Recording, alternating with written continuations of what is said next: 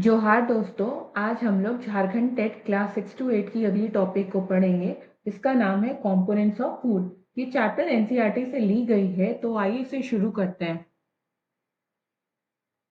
इस चैप्टर के अंतर्गत हम what do different food items contain, nutrients, test of nutrients, what do various nutrients do for our body, balance diet, deficiency disease के बारे में पढ़ेंगे।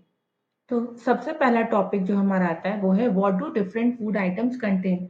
All living organisms such as plants and animals require food, so food is essential for all living organism. जितने भी जीव जंतु हैं उनके लिए भोजन बहुत ही इंपॉर्टेंट पार्ट है, इंपॉर्टेंट रिक्वायरमेंट है। तो फूड जो होता है वो एसेंशियल होता है ऑल लिविंग ऑर्गेनिजम्स के लिए। ये जो टेबल दिया हुआ है वो बताता है कि डिफरेंट रीजन या स्टेट्स में क्या क्या फूड आइटम्स अवेलेबल होते हैं या वहाँ पे क्या खाना में ज़्यादा यूज होता है, क्या खाते ज़्यादा है ये लोग। तो पंजाब में अगर आप देखो तो ग्रेन्स में मक्की की रोटी खाते हैं, दाल में राजमा यानी किडनी बीन्स खाते हैं, वेजिटेबल्स में सरसों साग, मस्टर्ड लीफ करी, अदर बाकी जैसे कर्ड, घी, ये सारे का भी वहाँ पे यूज होता है। आंध्र प्रदेश में राइस मेजरली यूज होता है, तुअर दाल एंड रसम आता है, कुंदरू एज अ वेजिटेबल जिसको हम दोंदाकाई भी बोलते हैं, बटर मिल्क, घी, पिकल, अवकाई, ये सारे बाकी और भी चीजें यूज होती हैं एज अ फूड प्रोडक्ट। अगर इतना आपको पता है तो ये भी आप बता सकते हो कि झारखंड में किस तरह के ग्रेन्स का यूज ज्यादा होता है, दाल कौन सी ज्यादा यूज होती है, वेजिटेबल्स कौन सी ज्यादा होती है। इसके अलावा और भी क्या चीजें हैं जो फेमस है, जैसे मड़वा भी आप शायद सुने ही होंगे। तो चलिए नेक्स्ट टॉपिक आता है हमारा nutrients. Nutrients, these ingredient contain some component that are needed by our body. These component are called as nutrients. हमने ये जानना था कि ingredients are the material which are required to make food. वो चीजें जो खाना बनाने के लिए रिक्वायर होती है उन्हें हम इंग्रेडिएंट्स बोलते हैं। यही इंग्रेडिएंट्स जो हैं वो कुछ कंपोनेंट्स कैरी करते हैं जो हमारी बॉडी के लिए इंपॉर्टेंट होती है, वो रिक्वायरमेंट होती है। और ये कंपोनेंट्स को हम क्या बोलते हैं, तो हम ये कंपोनेंट्स को न्यूट्रिएंट्स बोलते हैं। The major nutrients in our food are named as carbohydrate, proteins, fat, vitamins and minerals. तो मेजरली अगर आप न्यूट्रिएंट का बात करो तो ये है carbohydrate, protein, fats, vitamins and minerals. इनके अलावा भी आपके फूड में डाइटरी फाइबर्स होते हैं एंड वाटर होते हैं जो कि आपकी बॉडी रिक्वायर करती है। जैसे कि आप जब कट करते हो वेजिटेबल्स तो आपको उनकी अंदर पानी आपको दिखता होगा, जैसे आप देख सकते हो अनियन में, या फिर उनके जूसेस होते हैं तो इसमें वाटर की अमाउंट ज्यादा होती है, तो वो भी हमें रिक्वायर्ड होती है। अब टेस्ट ऑफ न्यूट्रिएंट्स। हाँ, सारे तरीके के न्यूट्रिएंट्स हमारे बॉडी के लिए इंपॉर्टेंट होती है। तो हम ये कैसे पता लगा सकते हैं कि कौन से फूड में कौन सा न्यूट्रिएंट प्रेजेंट है। तो आइए हम जानते हैं with the help of test of nutrient. तो सबसे पहला आता है कार्बोहाइड्रेट। कार्बोहाइड्रेट के बहुत सारे सोर्स होते हैं और कार्बोहाइड्रेट भी डिफरेंट टाइप्स के होते हैं, बट मेनली हमारे फूड में वो स्टार्च या शुगर के फॉर्म में पाए जाते हैं। और राइस में कार्बोहाइड्रेट ह्यूज अमाउंट में आप पा सकते हो। तो इसके टेस्ट में क्या करना होता है, फूड आइटम को लिया जाता है स्मॉल क्वांटिटी में, उनमें 2 to 3 drops of dilute iodine solution डाला जाता है।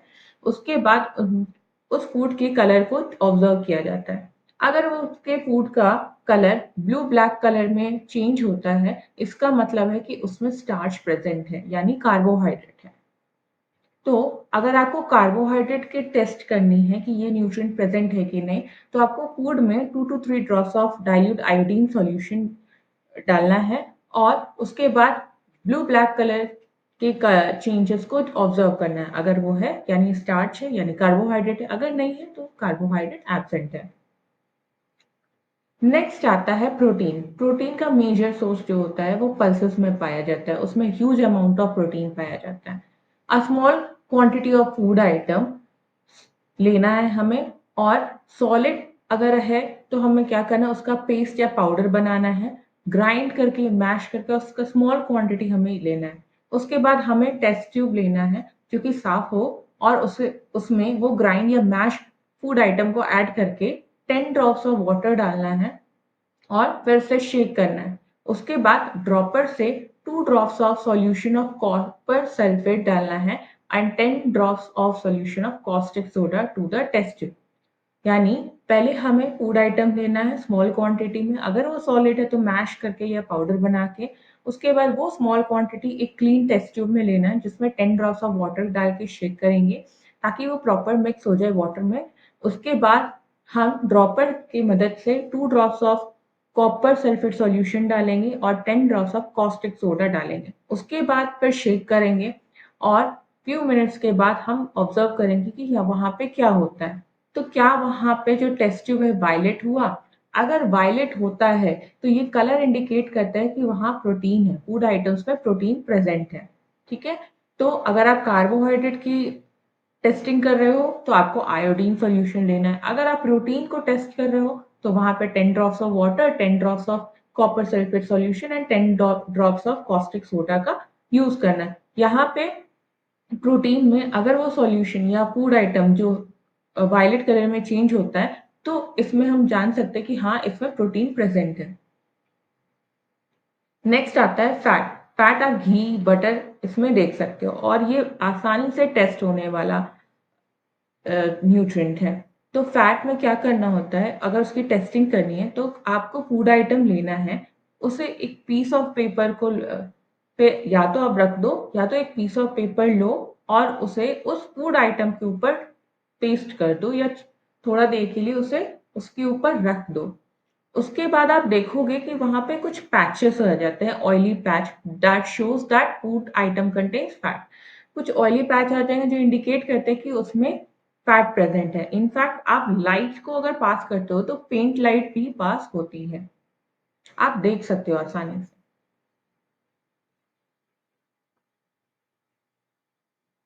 नेक्स्ट पॉइंट जो है एनसीईआरटी में दिया हुआ था कि nutrient present in some food items, जिसे आपको खुद ही बनाना है।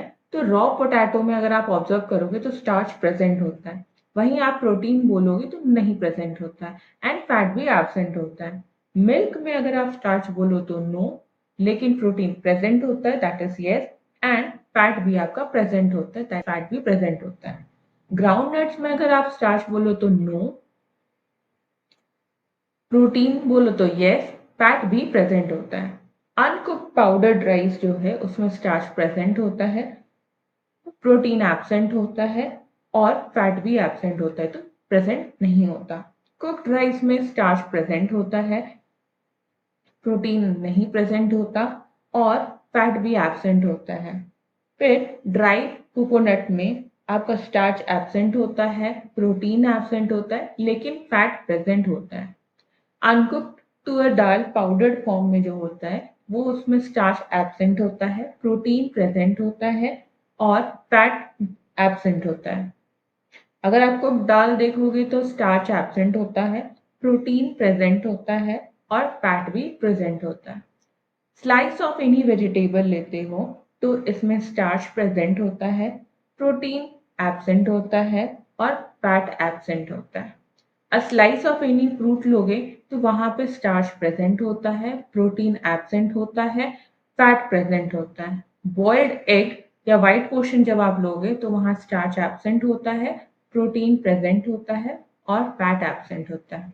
ये टेस्टिंग एज पर आपके जो टेस्ट दिए हुए उनके बेस में होता है, लेकिन ये कंपलसरी नहीं है कि उसके अंदर प्रोटीन एब्सेंट हो या फैट पर्टिकुलर एब्सेंट हो।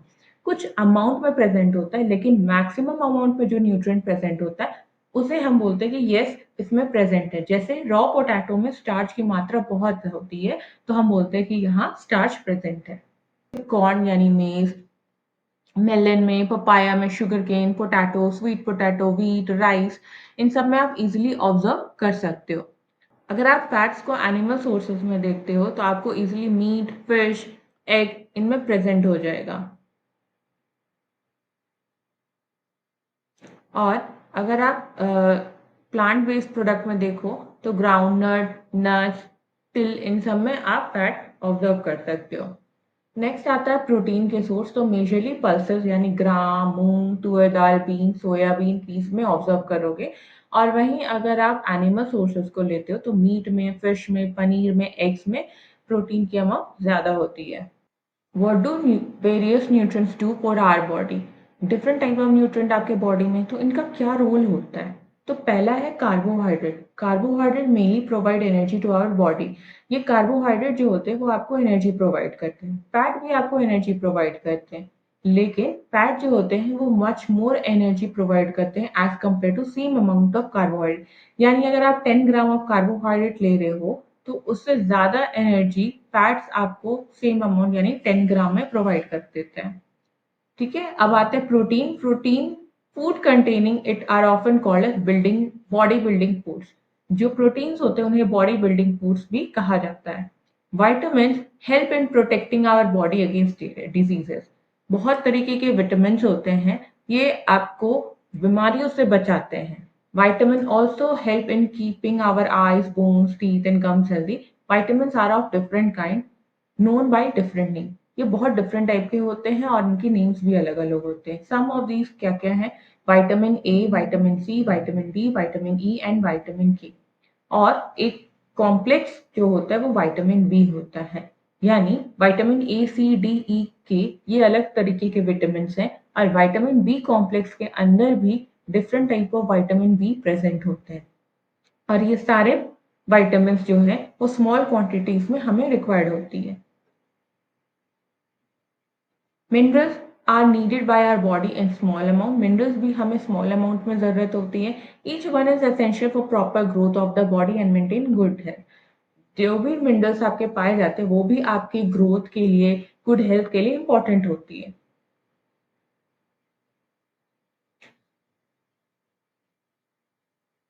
आप अब यहाँ फिगर में भी देख सकते हो कि सम सोर्सेस ऑफ मिनरल्स।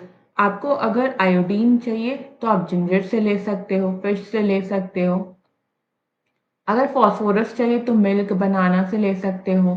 आप आयरन का सोर्स ढूंढ रहे हो तो स्पिनच से ले सकते हो, फ्रूट से ले सकते हो। कैल्शियम का सोर्स मेनली एग, मिल्क से मिल सकता है।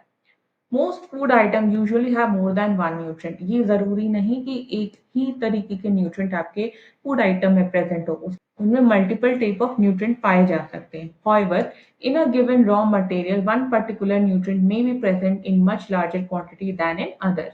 For example, rice has more carbohydrates than other nutrients. Thus, we say that rice is a carbohydrate-rich source of food.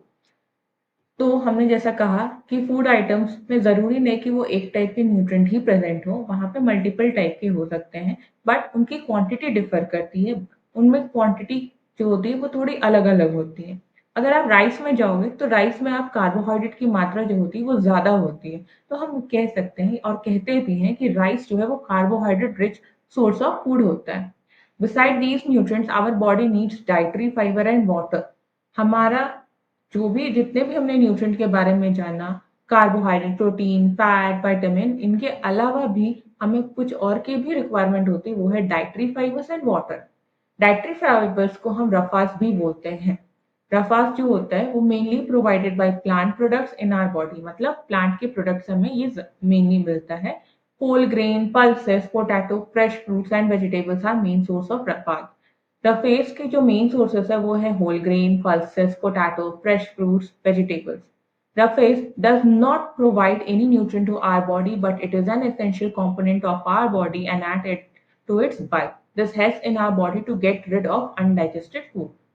अब रफास जो होते हैं वो न्यूट्रिएंट प्रोवाइड नहीं करते, लेकिन ये इंपॉर्टेंट होते हैं। क्यों? ताकि जो अनडाइजेस्टेड फूड है वो हमारी बॉडी से बाहर आ सके। तो ये क्वेश्चन में आ सकता है कि ऐसा फूड में ऐसा कौन सा कंपोनेंट है जो न्यूट्रिएंट नहीं होके भी एसेंशियल है? ऑप्शंस में दे देगा कार्बोहाइड्रेट, विटामिन, मिनरल एंड रफास। तो आप आंसर में बता सकते हो कि रफास।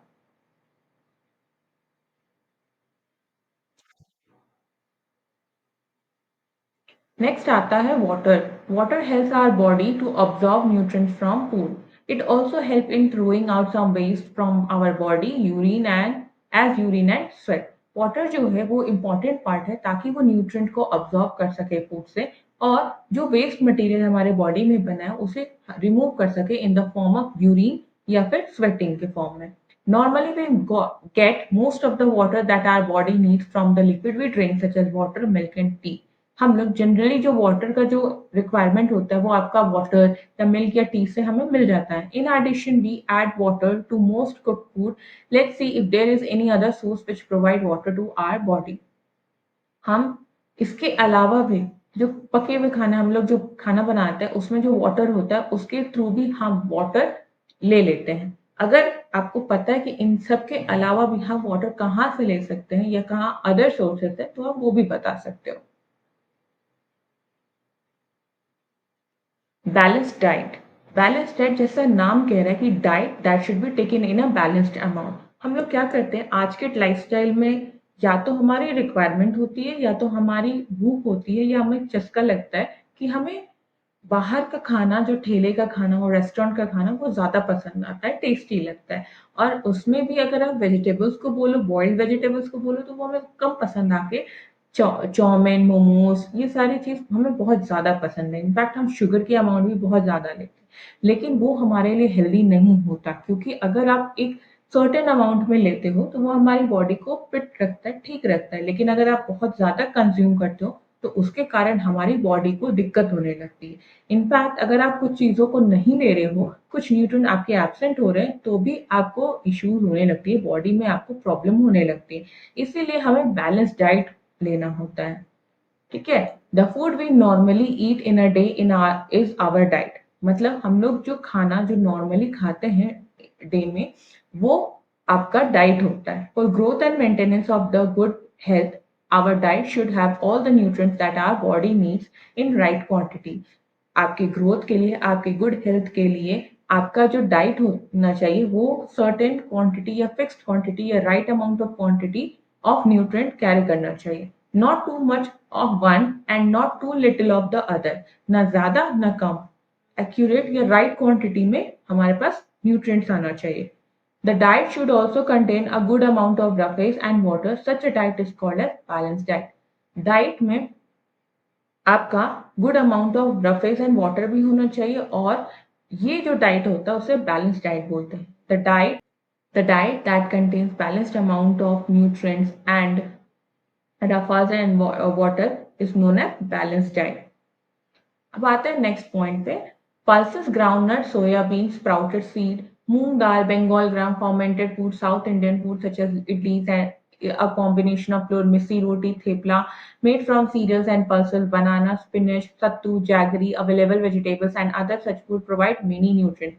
जैसे कि आप मेनली हम लोग यहाँ झारखंड में सत्तू पीते हैं, खाते भी हैं, लिट्टी चोखा भी हो गया या फिर मड़वा हो गया, या फिर इसके अलावा आप पल्सेस, ग्राउंडनट, सोयाबीन या स्प्राउटेड सीड्स हो गए, ये सारे जो आप यूज़ करते हो, उनमें बहुत अमाउंट ऑफ न्यूट्रिएंट होते हैं, different types of nutrient provide हो जाते हैं। Therefore one can eat a balanced diet without expensive food materials. आज के टाइम पे बहुत सारे कंपनीज़ ने अदर सोर्सेज़ को निकाला है कि अ, अकॉर्डिंग टू देम हमारे जो फूड होते हैं उनमें सफिशिएंट न्यूट्रिएंट नहीं होते, और इसलिए वो लोग अपने तरफ से एक लॉन्च करते हैं प्रोडक्ट को, जो दावा भी करता है कि ये फूड जो है वो प्रॉपर न्यूट्रिएंट प्रोवाइड करेगा। बट आपके आस-पास ही इतना फूड वैरायटी है जो आपको एक प्रॉपर सफिशिएंट न्यूट्रिएंट या बैलेंस्ड डाइट फॉर्म में प्रोवाइड कर सकता है।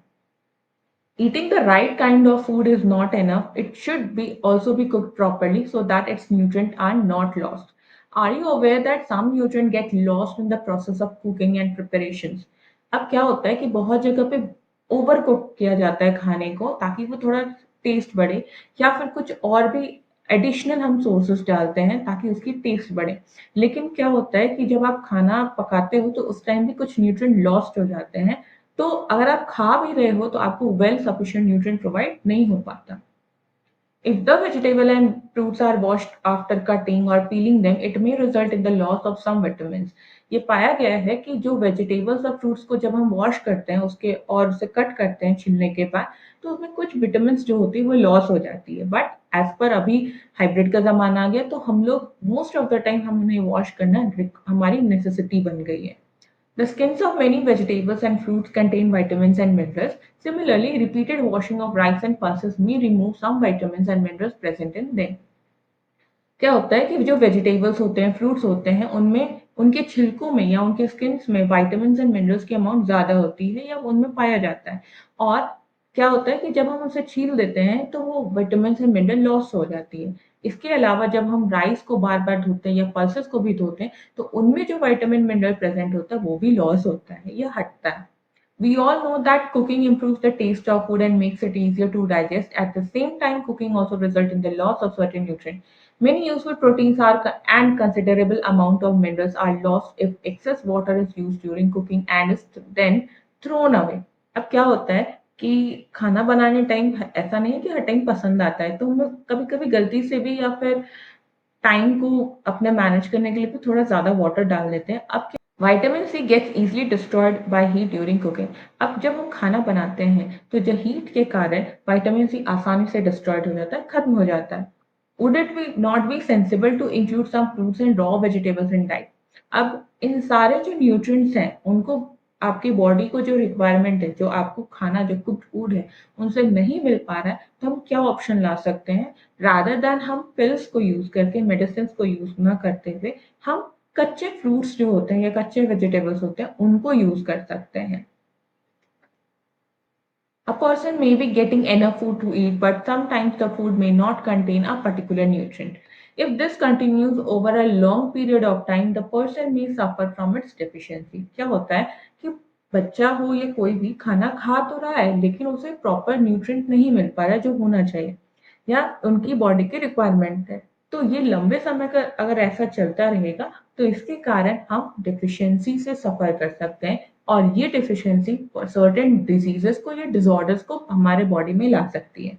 Deficiency of one or more nutrient can cause diseases or disorder in our body. Diseases that occur due to lack of nutrient over a long period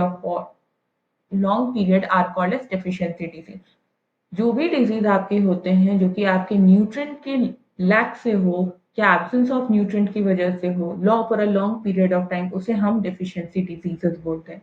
If a person does not get enough protein in his her food for a long period, she is likely to get stunned growth, swelling of face, discoloration of hair, skin disease and diarrhea। अभी आप लोग बहुत लोगों को देखते होंगे कि उनके बाल बहुत झड़ रहे हैं या उनके जो बाल है उनमें डिस्कलरेशन है। ऐसा क्यों है? कुछ तो जेनेटिक इश्यूज भी होते हैं लेकिन कुछ जो है हमारे खाने की वजह से भी होते हैं। हम अपने स्किन्स को वो प्रॉपर न्यूट्रिएंट प्रोवाइड नहीं करते, वो प्रोटीन प्रोवाइड नहीं करते जिनकी उनको रिक्वायरमेंट है। तो इसी वजह से जब आप सफिशिएंट अमाउंट ऑफ प्रोटीन्स नहीं लेते तो आपकी ग्रोथ जो है वो रुक जाती है, आपके चेहरे फूल जाते हैं, हेयर जो है उनके डिस्कलरेशन हो जाता है, स्किन की डिसीजेस होने लगती है, डायरिया होने लगता है।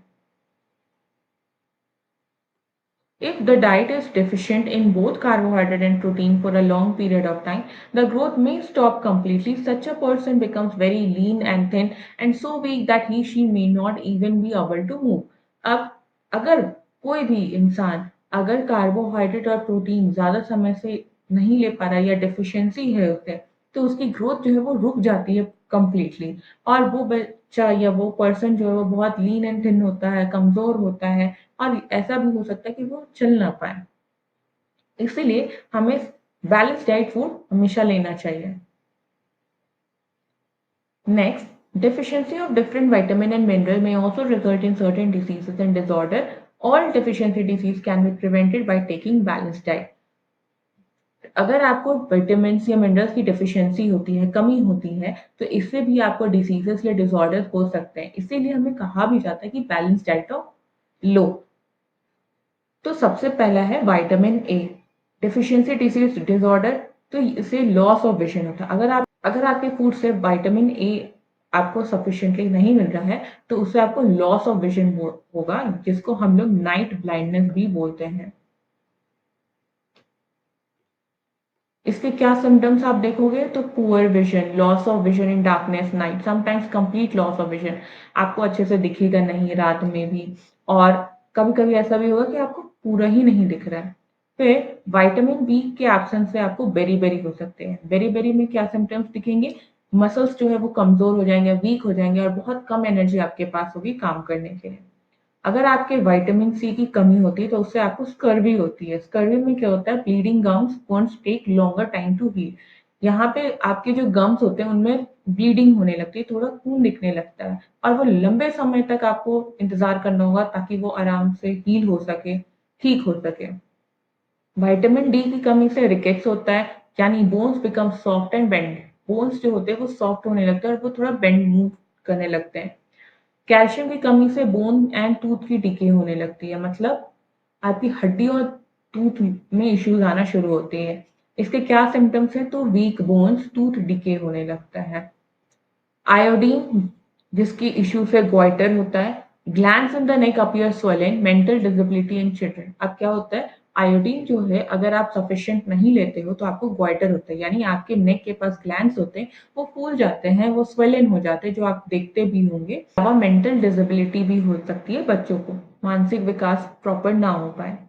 इसके अलावा अगर आपको आयरन की कमी है तो अनीमिया होता है, जिससे आपको वीकनेस होता है। इसमें क्या होता है, आयरन अगर आप सफिशिएंट नहीं ले रहे हो तो आपको उनमें, अगर आपको आयरन प्रोवाइड नहीं हो रहा सफिशिएंट तो उससे आपको अनीमिया हो सकता है। और अनीमिया में क्या सिम्टम्स आप पाओगे, वीकनेस होता है, यानी आपकी हीमोग्लोबिन लो होने लगती है। इसकी वजह से आप और वीक होने लगते हो।